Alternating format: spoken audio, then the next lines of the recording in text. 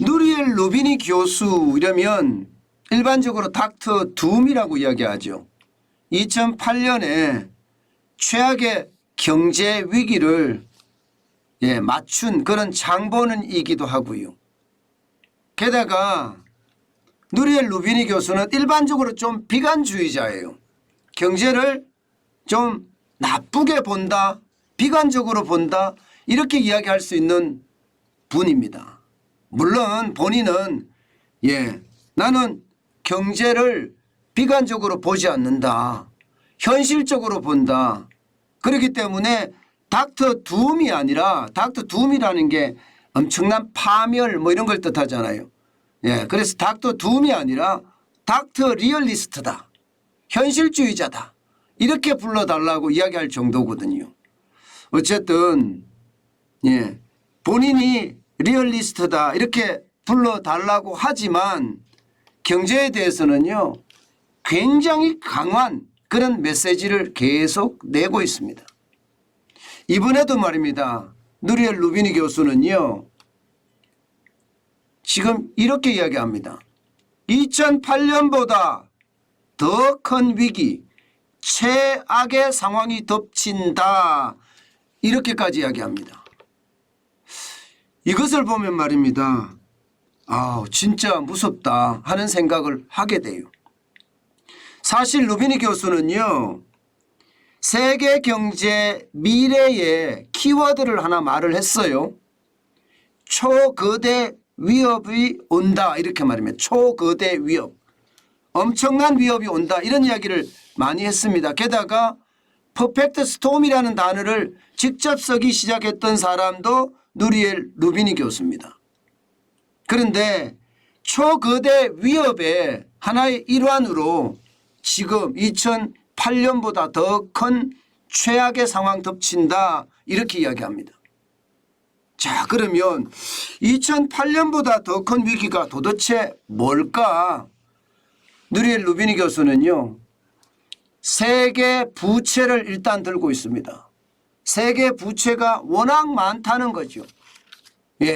300조 달러가 넘어서니까 이게 엄청나게 시장에 돈을 풀었다는 이야기.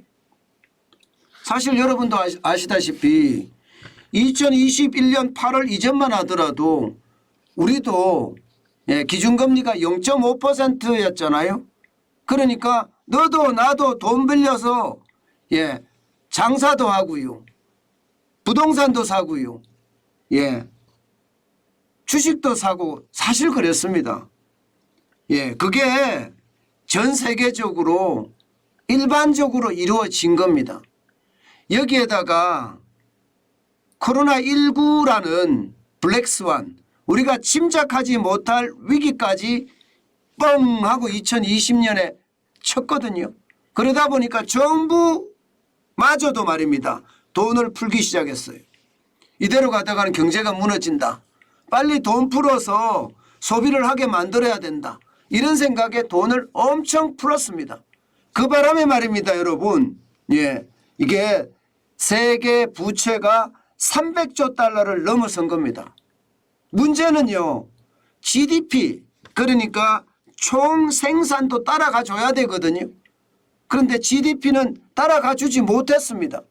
보시는 것처럼 2020년에 완전 꼬꾸라져서 2021년에는 부채가 늘어나는 속도보다가 성장률이 떨어지는 속도가 더 크다 이렇게 이야기할 정도로 부채는 폭증하고요. 성장률은 폭락했습니다. 이러다 보니까 지금 누리엘 루비니 교수는요. 물가 못 잡는다 이거예요. 물가 못 잡는다. 지금처럼 금리를 올려서는 물가 못 잡는다는 거예요. 물가를 못 잡는다 이 말은 여러분 지금 미국 같은 경우 2023년 1월에 6.4%의 소비자 물가잖아요. 지금 12월에 대비해서 0.1%포인트만 떨어지는 데 그쳤습니다. 다시 말해서 지금 현재 금리 수준으로는 물가를 못 잡는다는 이야기예요. 그러면 금리를 더 올려야 된다는 이야기가 되는 건가요? 실제로 누리엘 루비니 교수는요. 지금의 기준금리가 4.75%인데 이거 가지고는 물가 못 잡는다는 거예요. 아무래도 말입니다. 예, 이게 6%까지는 올라가야 된다. 이런 이야기를 서슴없이 이야기합니다. 6%.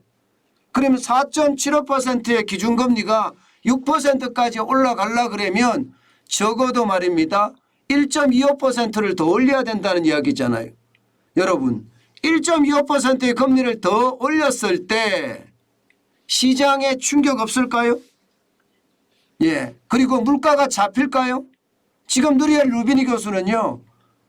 그렇게 하면 물가는 잡히기는 잡히는데 이게 목표 물가인 2%까지는 못 잡는다는 얘기를 합니다.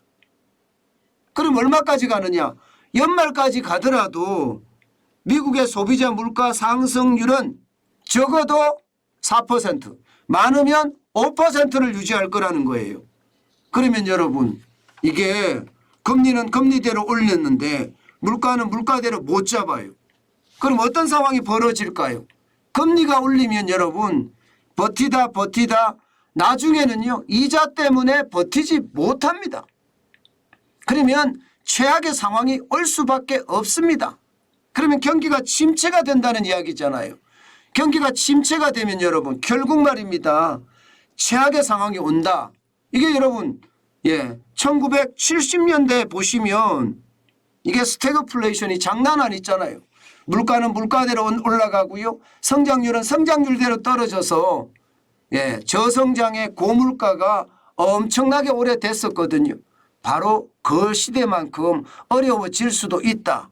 그래서 2008년에 글로벌 금융위기보다 더 최악의 상황인 스태그플레이션의 상황이 닥칠 수도 있다.